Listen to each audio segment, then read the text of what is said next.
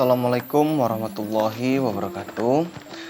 Nama saya Muhammad Ridho Handika, dengan NPM 1746021028 dari jurusan Ilmu Pemerintahan, Fakultas Ilmu Sosial dan Ilmu Politik Universitas Lampung. Di sini saya akan menjelaskan sedikit tentang bagaimana pendapat saya apabila saya diberikan wewenang untuk mengambil sebuah keputusan di dalam sebuah kasus, yaitu pandemi corona seperti yang saat ini kita sedang rasakan bersama-sama, dalam bentuk kebijakan ekonomi atau kebijakan fiskal. Tugas ini juga saya buat sebagai pemenuh dari tugas ujian akhir semester mata kuliah Politik Keuangan Negara, yang dimana Bapak Budi Kurniawan selaku dosen pengampu dari mata kuliah tersebut. Baiklah, di sini saya akan menjelaskan sedikit. Yang pertama yaitu mengenai tentang kebijakan fiskal itu sendiri. Kebijakan fiskal itu adalah kebijakan yang dilakukan oleh pemerintah guna mengelola dan mengarahkan kondisi perekonomian ke arah yang lebih baik. Kemudian ada pula tujuan dari diberlakukannya kebijakan fiskal itu sendiri adalah tujuan utamanya dari kebijakan fiskal itu sendiri adalah untuk menentukan arah, tujuan dan sasaran serta prioritas pembangunan nasional serta pertumbuhan perekonomian bangsa. Kemudian selanjutnya mengenai tentang wabah corona atau wabah COVID-19 ini, yang dimana WHO sendiri telah menetapkan wabah COVID-19 ini sebagai pandemi atau bencana global yang bisa kita ketahui, yaitu wabah COVID-19 ini sudah menyerang kurang lebihnya sekitar 199 negara yang ada di dunia ini. Kemudian COVID-19 tersebut, selain yang sudah jelas kita lihat ya, dia menyerang di bagian kesehatan dari manusia. Wabah corona ini juga memiliki pengaruh yang sangat besar di bidang ekonomi. Bagaimana tidak, dengan adanya wabah COVID-19 ini, semua pelaku sektor perekonomian itu banyak sekali yang terhambat, bahkan ya macet total bisa dibilang.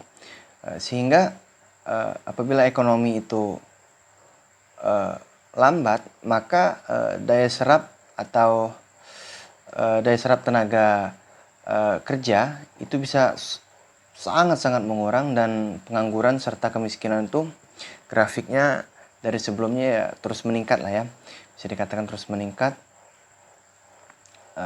Karena kenapa saya bisa bilang seperti itu, banyak karyawan-karyawan yang di PHK, pemutusan hubungan kerja oleh perusahaan-perusahaan tempat atau di mana tempat mereka bekerja, itu dikarenakan perusahaan tersebut mengalami defisit pemasukan ya, karena pemasukan dan pengeluarannya dari internal perusahaan tersebut atau pelaku usaha atau ekonomi tersebut itu jauh sekali menurun dari sebelumnya ya. Kemudian dari sektor manufaktur juga terimbas karena supply chains atau rantai supply bahan baku, yang disebabkan kelangkaannya bahan baku itu sendiri, terutama bahan baku komoditas impor dan ekspor yang dari Cina itu saat ini bisa dikatakan macet atau bisa dikatakan berhenti total ya. Kemudian melihat dari kasus ini tersendiri, eh, saya pribadi memiliki sebuah kebijakan atau saran kebijakan yang bisa diambil untuk menangani COVID-19 ini dari bidang ekonomi ya. Untuk saran saya sendiri kepada pemerintah Indonesia, apabila saya kira-kiranya diberikan amanah atau mengemban amanah untuk mengambil sebuah keputusan, saya akan mengambil kebijakan yang bisa dikatakan ya harus komprehensif ya. Selain komprehensif juga, saya akan mengambil sebuah tindakan konkret, yaitu refocusing atau kegiatan dan realokasi dana anggaran yang tadinya atau sebelumnya itu dana anggaran tersebut yang biasanya digunakan untuk investasi, baik itu pembangunan dari segi sumber daya manusia, pembangunan infrastruktur, pembangunan dari segi pendidikan, dan lain sebagainya. Itu kita realokasikan dana tersebut untuk pengadaan barang, jasa, dan segala hal yang diperlukan untuk penanganan COVID-19 yang ada di Indonesia. Contoh konkretnya dari penanganan COVID-19 melalui realokasi dana tersebut dengan kita menyediakan APD atau alat pelindung diri ya. Karena kenapa kita mengambil arah ke sana, karena kasus COVID-19 ini sangat berkaitan sekali dengan dunia kesehatan ya. Kemudian kita bisa melakukan penurunan tarif listrik serta BBM. Terus itu bisa kita lakukan untuk relaksasi pajak atau kita melakukan penundaan pajak. Kemudian kita akan melakukan distribusi bahan pangan kepada mereka masyarakat Indonesia yang jauh dari jangkauan atau yang masyarakat Indonesia yang benar-benar membutuhkan karena terpapar atau terpengaruh oleh dampak dari COVID-19 itu sendiri. Kemudian kita melakukan relaksasi kredit bagi para pelaku UMKM. Karena mengapa saya mengambil poin-poin yang telah saya sebutkan tersebut, karena dengan adanya kebijakan tersebut itu sangat-sangat bisa meringankan dari beban masyarakat itu sendiri. Contohnya kita ambil relaksasi kredit UMKM itu, karena saya mengambil itu karena ya pada saat pandemi corona ini sendiri banyak UMKM dan pelaku usaha atau penggerak ekonomi dari menengah ke bawah yang pastinya itu mengalami penyusutan atau bisa dikatakan kebangkrutan karena pengaruh COVID-19 ini. Komoditas ekspor dan impor juga banyak yang terhenti, sehingga barang yang mereka produksi itu sendiri mengalami penurunan dari segi permintaan, bahkan terhenti karena memang terhambat oleh proses pengiriman ya, atau proses ekspor dan impor bahan tersebut, sehingga mereka banyak yang mengalami kebangkrutan atau gulung tikar. Itu dari segi kebijakan ekonomi yang bisa saya sarankan atau saya pilih ya, apabila saya mengambil keputusan untuk menangani COVID-19 ini di Indonesia ini. Kemudian dari segi politik, saya juga akan mengambil sebuah keputusan, yaitu dengan menekan kepada atau memerintahkan atau mengeluarkan kebijakan kepada dinas-dinas yang terkait serta kepala-kepala daerah yang ada di seluruh Indonesia untuk terus melakukan penekanan terkait tentang PSBB, kemudian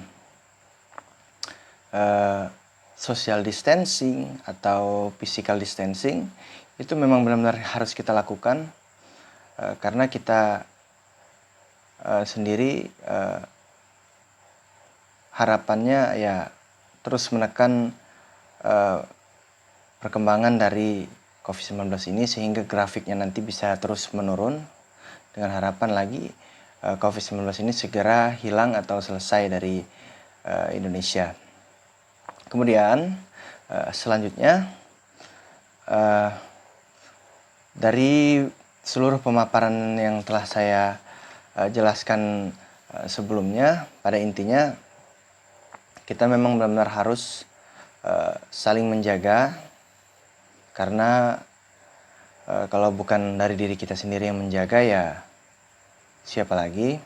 Karena pemerintah juga sebenarnya hanya sekedar memfasilitasi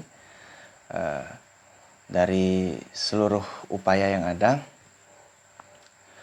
dan pada intinya ya kebijakan dari segi ekonomi atau kebijakan fiskal yang bisa kita ambil yaitu melakukan refocusing atau realokasi dana ya, atau penggantian dari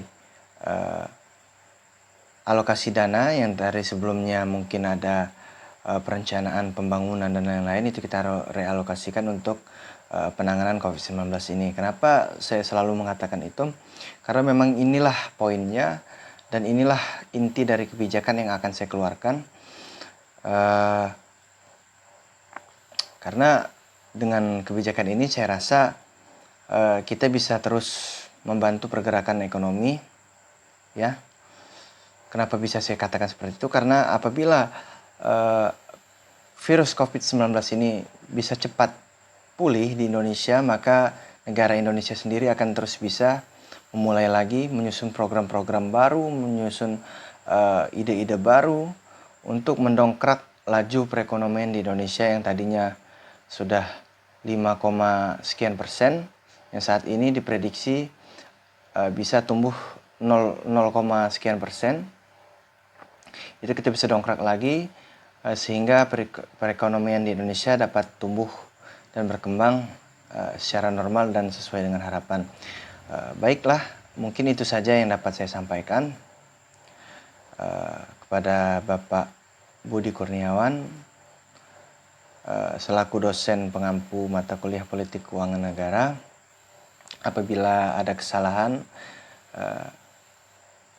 saya mohon maaf, baik dari segi penyampaian ataupun dari segi yang lainnya. Saya akhiri, wabillahi taufiq wal hidayah. Wassalamualaikum warahmatullahi wabarakatuh.